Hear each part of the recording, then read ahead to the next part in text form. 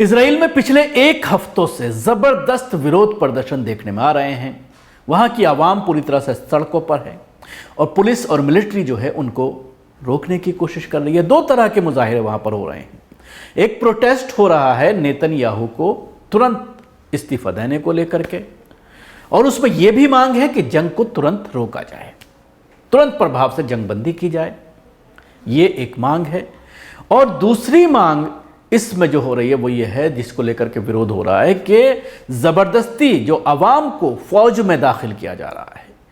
ان کو لڑنے کے لیے بھیجا جا رہا ہے، اس کا بھی ویروਧ سڑکوں پر دیکھنے میں آ رہا ہے، جس کی وجہ سے ایک ہفتے سے اسرائیل کی سڑکوں پر زبردست ہنگامہ، جھڑپ، فورسز کے ساتھ، وہاں کی پولیس کے ساتھ عوام کی جھڑپ اور سڑکوں پر اتر کر کے پوری طرح سے ہنگامہ، اس طرح کی ویڈیو پچھلے ایک ہفتے سے لگاتار سامنے آ رہے ہیں۔ لیکن ابھی جو اس سال کے 2023 کے لاسٹ میں جو ایک سروے ہوا ہے، جنگ شروع ہونے کے بعد، اکتوبر میں جو جنگ شروع ہوئی ہے اس کے 3 مہینے بعد ایک سروے ہوا، اور اس سروے میں یہ بات سامنے آئی ہے کہ صرف 4% لوگ ایسے ہیں جو نیتن یاہو کو وہاں کا وزیر اعظم دیکھنا چاہتے ہیں۔ باقی اگر آپ 96% لوگوں کی اگر بات کرتے ہیں تو وہ اب یہ چاہتے ہیں کہ نیتن یاہو کو پد سے ہٹا دیا جائے، اور یہ بات ہے دسمبر 2023 کے سروے کی۔ لیکن اب اگر بات کی جائے 3 مہینے بعد، آج ہم مارچ کو بھی چھوڑ کر کے اپریل میں داخل ہو گئے ہیں، تو 3 مہینے میں اور زیادہ وہاں پر عوام کی ناراضگی نیتن یاہو کے خلاف دیکھنے میں آئی ہے، اور جس کا نتیجہ آپ یہ دیکھ رہے ہیں کہ پچھلے ایک ہفتے سے لگاتار لوگ سڑکوں پر ہیں۔ تو ایسے میں نیتن یاہو کے جو قریبی ہیں، جو ان کو پبلک میں دیکھ رہے ہیں، وہ یہ کہہ رہے ہیں کہ نیتن یاہو کے اندر بہت زیادہ بدلاؤ آیا ہے، کمزور نظر آ رہا ہے، ڈرا ہوا نظر آ رہا ہے، غصیل ہو گیا ہے، بات بات پر غصہ کر رہا ہے، لتاڑ رہا ہے، لوگوں کو ڈانٹ رہا ہے، پھٹکار رہا ہے۔ ابھی ہرنیا کا آپریشن ہوا تھا، جب آپریشن کے بعد وہ باہر آیا تو اس کے بعد زبردست وہ غصہ میں نظر آیا۔ تو کہیں نہ کہیں عوام کی اس ناراضگی کے بعد، عوام کے اس ویروਧ کے بعد، کہ وہ اب اس کو وزیر اعظم نہیں دیکھنا چاہتے، اور اگر وزیر اعظم کے پد سے وہ ہٹتا ہے تو سب سے بڑی سمسیا یہ ہے کہ جو اس کے اوپر کرپشن کے چارجز لگے ہوئے ہیں پچھلے ٹرم میں، اس کے کیسز پھر دوبارہ سے کھل جائیں گے، دوبارہ سے اس کیسز کا اس کو سامنا کرنا ہوگا، جس طرح سے بیٹے کو دیش سے پہلے ہی بھگا دیا گیا ہے، اور جو کرپشن کے چارجز ہیں ان چارجز میں اس کی گرفتاری بھی ہو سکتی ہے، سزا بھی ہو سکتی ہے۔ اس لیے اس جنگ کو وہ لگاتار لمبا کھینچ رہا ہے، صرف اپنے آپ کو سیو کرنے کے لیے، اپنے آپ کو کرپشن کے چارجز سے بچانے کے لیے۔ اس جنگ میں لگاتار وہ ضدی اور جو ہے گھمنڈی ہوتا چلا جا رہا ہے، جو آس پاس کے اس کے ساتھ جو کام کرنے والے لوگ ہیں ان کے ذریعے بھی اس طرح کے بیانات سامنے آئے ہیں۔ اسرائیل میں سب سے زیادہ بار وزیر اعظم بننے والے ماہر سیاست کار نیتن یاہو، جو کئی بار اقتدار سے محروم ہو چکا ہے، کیا اس بار اپنے سیاسی مستقبل اور حکومت کو بچا سکے گا؟ یہ سوال اس سبب اٹھنے لگا ہے کہ غزہ میں اسرائیل کی بدترین جنگ کے دوران ہی نیتن یاہو کے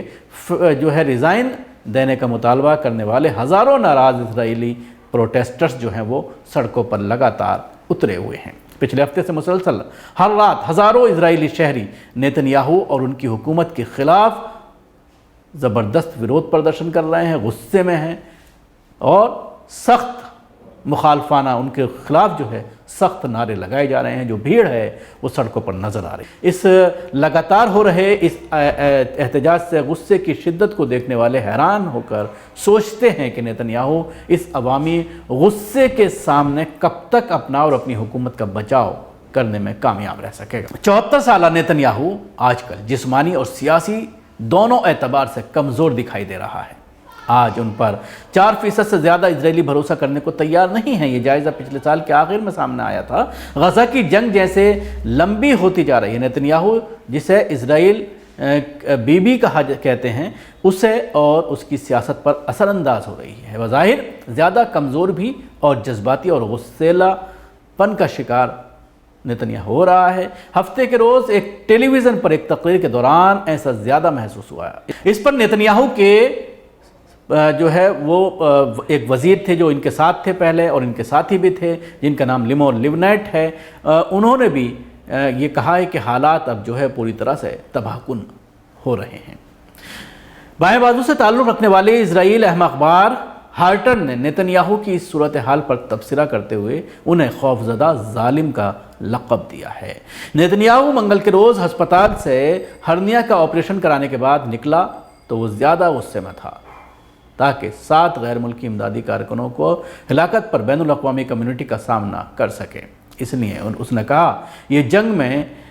पेश आने वाला एक वाक़या है। यकीनन नेतन्याहू की तरफ से इस वाक़े पर तबसरे के लिए इख्तियार किया गया ये बयान, ये रद्द-ए-अमल जो है वो उससे जो है वाइट हाउस जो है नाराज़ हो गया है और जिस तरह से ये हमला किया गया है उसको लेकर वाइट हाउस की तरफ से भी लगातार बयानात सामने आ रहे हैं, जिसमें वाइट हाउस ने यह कहा था कि ये दिल तोड़ने वाला वाक़या है। लिकुड पार्टी के साबिक मेंबर और पॉलिटिक्स के उस्ताद प्रोफेसर इमानुअल के मुताबिक नेतन्याहू कई बार सियासी तौर पर दफन हो चुके हैं। प्रोफेसर के मुताबिक अब की बार 7 अक्टूबर के बाद ये मुल्क बदल चुका है और हालात भी बदल चुके हैं। अब नेतन्याहू का दौर लद चुका है। प्रोफेसर इमानुअल ने कहा है कि 74 साल नेतन्याहू कोई वर्जिश भी नहीं करते हैं, इसकी वजह से उनकी सेहत और उम्र जो है वो दिखाई दे रही है, मगर उन्हें एक मुश्किल चैलेंज का सामना है। सिर्फ 6 माह कबल